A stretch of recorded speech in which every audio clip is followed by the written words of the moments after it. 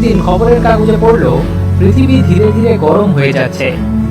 সে জানতে পারল মানুষ যখন কয়লা, তেল ও গ্যাস পোড়ায় তখন কার্বন ডাই অক্সাইড বাতাসে মিশে যায়।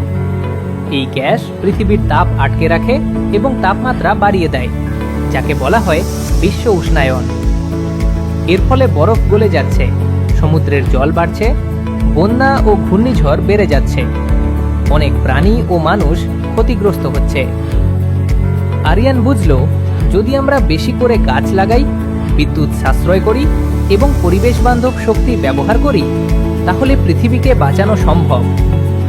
সে প্রতিজ্ঞা করল সে পরিবেশ রক্ষা করবে।